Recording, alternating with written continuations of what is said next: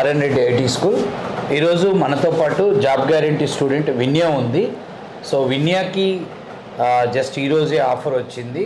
She got selected in a company called Genwork. So that's why ఆమెను మీ ముందు present చేస్తున్నాం, తన ఎక్స్పీరియన్స్ అంతా. Vinya, introduce yourself. మీ పేరు, క్వాలిఫికేషన్, మీ అడ్రస్ అంటే మీ లొకేషన్ ఎక్కడ. This is Vinya. I have completed BSc Computers in the year 2023. I am from Amarvaram, Suryapet district. Suryapeta district. Right. So ఆడియన్స్కి చెప్పేది ఏంటంటే, మేము ప్రతి ఇంటర్వ్యూలో కూడా వీలైనంత వరకు ఇక్కడ జాబ్స్ వచ్చిన స్టూడెంట్స్ని ప్రజెంట్ చేస్తున్నాం. సో ఇక్కడ జాబ్స్ వచ్చిన స్టూడెంట్స్ అందరి ఇంటర్వ్యూలు కూడా ఇవ్వలేకపోతున్నాం. సో కొంతమందికి తమ పర్సనల్ రీజన్స్ ఇంటర్వ్యూ చేయడానికి ఇష్టపడట్లేదు. కానీ అంతకుముందు మేము ఇచ్చిన ఇంటర్వ్యూలలో, వీడియోలలో చాలా చెప్పాము. ఏమనంటే ఐటీ జాబ్ మార్కెట్ మంచిగానే ఉంది, ఫ్రెషర్ మార్కెట్ .NETకి very good, and we are also getting very good placements. ఎవరు డిసప్పాయింట్ అవ్వద్దు. నెంబర్ 2 ఏంటంటే, బీటెక్కే చదవాలి, సాఫ్ట్వేర్ జాబ్ అంటే ఇంజనీరింగ్ చదవాలి, ఎంసీఏ చదవాలి అనేది ఒక డౌట్ ఉంటుంది. సాఫ్ట్వేర్ జాబ్కి ఇంజనీరింగ్ ఒకటే అవసరం లేదు, ఉంటే మంచిది. ఇప్పుడు ఈ అమ్మాయి బీఎస్సీ కంప్యూటర్స్, మేము పాత వీడియోలలో కూడా చాలా డిఫరెంట్ డిగ్రీస్ వాళ్ళకి జాబ్లు వచ్చిన సక్సెస్ స్టోరీస్ని మేము ముందు పెట్టడానికి కారణం, ఎంతోమంది అన్ఎంప్లాయిడ్ యూత్ని మోటివేట్ చేయాలనే మెయిన్ అంబిషన్. రైట్. సో అంటే నువ్వు బీఎస్సీ చదివావు, బీఎస్సీ కంప్యూటర్స్ ఎక్కడ కాలేజ్? త్రివేణి కోదాడలో చదివావు కదా. ఏ ఇయర్ పాస్ అది? 2023లో పాస్ అయ్యావు. సో అయినాక ఇక్కడికి ఎప్పుడు వచ్చావు? September 1st. యా, అంటే జనరల్గా బీఎస్సీ చదివావు, తర్వాత ఎంసీఏనో ఎంబీఏ చేద్దాం అనుకుంటారు కదా. ఐటీ కోర్స్కి వచ్చేద్దామని ఎట్లా స్విచ్ అంటే ఎట్లా ప్లాన్ చేసుకున్నావు? నాకు నేనే అనుకున్నా సార్, సాఫ్ట్వేర్ సైడ్ రావాలనేసి. ఇంకా నేను, నా ఫ్రెండ్ తను ఉండేది, ఇద్దరం సర్చ్ చేసినాం సార్. ఆ అన్నయ్య, మీ విలేజ్ అన్నయ్య సార్ చెప్పారు సార్, గైడ్ చేశారు సార్. ఓకే. సో ఇటు రావాల్సి వచ్చింది. అంటే మామూలుగా మన కాడ ఎక్కువ డిగ్రీ చదవగానే గౌట్ జాబ్ కోచింగ్స్కి వెళ్తారు కదా, సూర్యాపేట డిస్టిక్ అంటే హుజూర్ నగర్ ఏరియా వాళ్ళు. సో అటు వెళ్ళకుండా ఐటీ వైపు రావడం మంచి ప్లాన్ వేసుకున్నారు. సో ఎవరన్నా అంటే గైడ్ చేశారా ఐటీ వైపు వెళ్దాం? నీకే ప్లాన్ ఉండే. Very good, excellent. సో ఇక్కడ మొత్తం నీకు ఇంటర్న్షిప్ ప్రోగ్రామ్ ఎన్ని రోజులు పట్టింది? 7 months పట్టింది సార్. ఏది లెర్నింగ్? సో ఈ 7 monthsలో ఎన్ని గ్యాప్స్ ఇచ్చావు? అంటే ఊరు వెళ్ళటం రావటం అట్లా? 1 month కంటిన్యూగా వెళ్ళిపోయావా? నో సార్, 15 days లీవ్ తీసుకున్నావు. తర్వాత ఇక్కడ ప్లేస్మెంట్కి ఎన్ని రోజులు పట్టింది? 2 months. ఈ 2 months ప్లేస్మెంట్స్లో ఎన్ని ఇంటర్వ్యూలు అటెండ్ అయ్యావు? 7th interview sir. 7th. So what are the 6 companies names? Suja Associates, Revalisys, Civet Company, and Kapility, and Varadi and Genwork లో ఫైనల్గా ఆఫర్ వచ్చింది. సో ఈ జెన్వర్క్లో ఎన్ని రౌండ్స్ అయినాయి? 3 rounds సార్. 3 rounds. అంతకుముందు 6 కంపెనీలలో ఏదైనా కంపెనీలో ఫైనల్ వరకు వెళ్ళావా? ఫైనల్ వారధి అట్లీస్ట్ సెకండ్ రౌండ్ వరకు వెళ్ళావా? వారధి కపిలైటీ సార్. సెకండా థర్డా? సుజా కపిలైటీ ఫైనల్ వరకు వెళ్ళావు, వెళ్ళి రాలే ఆఫర్. సో ఇది ఎన్ని రౌండ్స్ అయింది ఇక్కడ Genwork? First round logical program, first round. Second round face to face sir. Third CTO round. So ఫైనల్గా ఇక్కడ టోటల్ ఈ ప్రాసెస్లో నీకు డిగ్రీలోకి ఇక్కడ నువ్వు ఈ 9 months పీరియడ్లో నేర్చుకున్న దానికి ఏంటి డిఫరెన్స్? అంటే నువ్వు బీఎస్సీ కంప్యూటర్స్ చదివావు కదా, సో ఇక్కడ ఏం అప్డేట్ అయ్యావు? మెయిన్ థింగ్ వచ్చేసి కోడింగ్ బాగా ఇంప్రూవ్ అయింది సార్. అంతకుముందు ప్రోగ్రామింగ్ ఐడియా ఉందా? లేదు సార్. ఏమైనా బీఎస్సీ కంప్యూటర్స్ చదివావు కదా?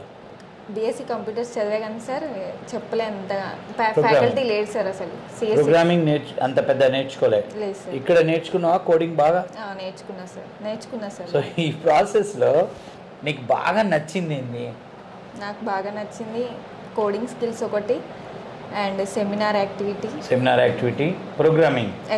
ప్రోగ్రామింగ్ లెర్నింగ్ ప్రాసెస్ బయటికి మనకి చాలా తేడా ఉంటుంది. ఏంటి ఆ తేడా నువ్వు గమనించింది? మనది వచ్చేసి 5 steps ఉంటాయి సార్.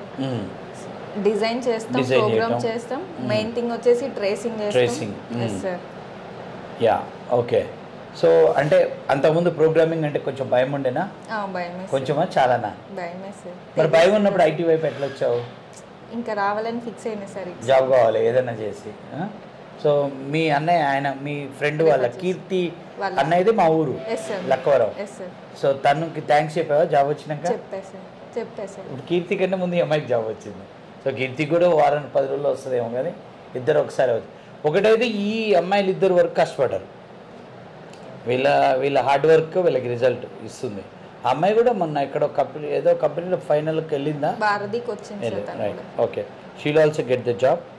అండ్ అంటే సిన్సియర్గా ఉన్నారులే వీళ్ళని మనం భయపెట్టాం, వీళ్ళు భయపడ్డారు. మనం భయపెట్టినప్పుడు భయపడకపోతే రిజల్ట్ రాదు. అంతేనా? కరెక్టేనా? ఒకరోజు రాకపోయినా భయపెట్టాం కంటే భయపడ్డారు. అందరూ ఆడ భయపడతారు. సో అది ఉపయోగించుకున్నావు. Your dedication, sincerity, hard work. Rural background నుంచి వచ్చిన వాళ్ళు 99% మన దగ్గర సక్సెస్ అవుతున్నారు. టౌన్ సిటీ బ్యాక్గ్రౌండ్ నుంచి వచ్చిన వాళ్ళకే మనం చూస్తున్న దాంట్లో వాళ్ళు ఆ హంగ్రీనెస్, ఆ కడుపు ఆకలి లేదు వాళ్ళకి. సో అక్కడ వాళ్ళు రిలాక్స్ అవుతున్నారు. ఈ యొక్క ప్రాసెస్లో నేను గమనించింది ఏంటంటే ఎక్కువ మంది స్టూడెంట్స్ మధ్యలో బ్రేకులు తీసుకుంటారు, 1-2 నెలలు. అది వాళ్ళకి చాలా ఎఫెక్ట్ అవుతుంది. నీ అభిప్రాయం? అవును సార్, ఎఫెక్ట్ అవుతుంది సార్ కంపల్సరీ. సో ఇక్కడ మనం ఫోన్స్ తీసుకుంటాం కదా, అది గుడ్డా బ్యాడా? గుడ్డే సార్. తిట్టుకున్నావా? లేదు సార్. తిట్టుకోకుండా ఎలా ఉంటావు? తిట్టుకోలేదా? సో ఫోన్స్ తీసుకుంటాం, సెమినార్ బాగుంటుంది. ఓకే. సో నువ్వు మెంటర్షిప్ చేసావా? చేసేసాను. ఎంతమంది చెప్పావు? 10 మెంబర్స్ చెప్పావు. ఓకే. సో ఎందుకు 7 months పట్టింది నీకు ఇంటర్న్షిప్? ఎక్కువ టైం అది. అంటే మీరు డెడికేటెడ్గా రెగ్యులర్గా వచ్చిన వాళ్ళే, మీకు అన్ని రోజులు ఎందుకు పట్టింది? షీషార్ప్ ఎక్కువ టైం తీసుకుంది సార్ మాకు ఫస్ట్లో సార్. అర్థం కాక ఎక్కువ టైం షీషార్ప్ దగ్గరే అయిపోయింది సార్. ఆ తర్వాత ఏఎస్పీకి వచ్చేసరికి ఇంకా ఫాస్ట్గా అయిపోయింది సార్. ఏఎస్పీ ఫాస్ట్ అయింది. ఎంవీసీ అప్డేట్ అయ్యావా? అప్డేట్ అయ్యా సార్. ఓకే. సో ఇక్కడ నువ్వు ఈ కోర్స్ చేస్తున్నప్పుడు అంటే నీకు ఫ్రెండ్స్ నుంచి మామూలుగా కామెంట్స్ వస్తుంటాయి హాస్టల్స్లో అక్కడ ఇక్కడ. సో మీకు జాబు రాదు, మార్కెట్లో జాబులు లేవు, అదంతా ఇదంతా అవ్వదు, జాబ్ గ్యారంటీ అంటారు కానీ ఇది అవ్వదు, చాలామందికి జాబులు రాలేదు అని ఆ టైప్లో ఏమేమి విన్నావు? మెయిన్ థింగ్ పర్లేదు చెప్పు, ఏం కాదు. విన్నా సార్, హాస్టల్లోనే విన్నా. ఏమని అంటే డిమోటివేషన్, వర్డ్స్ పేర్లు చెప్పొద్దు కానీ డిమోటివేషన్ ఏం చేశారు అంటే అప్పుడు ఇలా డిమోటివేట్ చేసిన నువ్వు వినకుండా నువ్వు వచ్చినందుకు నువ్వు సక్సెస్ అయ్యావు. ఈ వీడియో చూసినప్పుడు వేరే వాళ్ళు నీతోటి వాళ్ళకి అది ఇన్ఫర్మేషన్ అవుతుంది కదా, అది ఉద్దేశం. యా, ఏమని విన్నావు పాయింట్స్?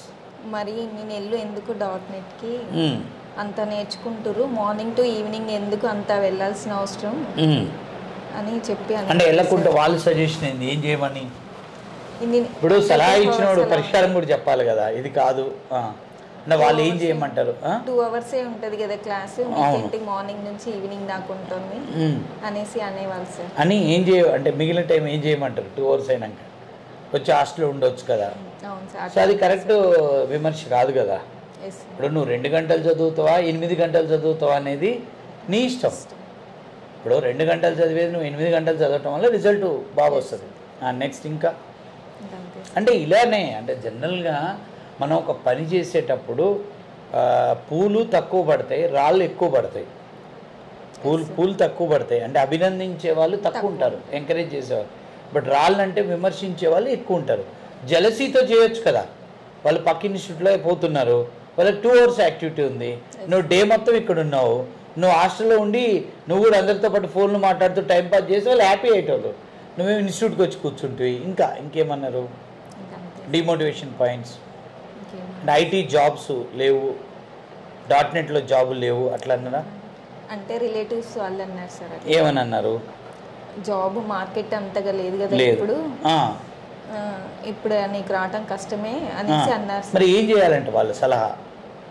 నువ్వు బీఎస్సీ చదివినావు, జాబ్ మార్కెట్ బాగాలేదు, మంచి సలహా ఇచ్చారు, మరి నీకు సొల్యూషన్ ఏంది? వాళ్ళు ఇచ్చిన సొల్యూషన్ ఏంది? సొల్యూషన్ ఏమీ లేదు. మరి ఇంకంటే నువ్వు డిస్టర్బ్ కావాలిగా, నువ్వు హాస్టల్స్ వేకెట్ చేసి సర్దుకొని పోతే వాళ్ళు హ్యాపీ.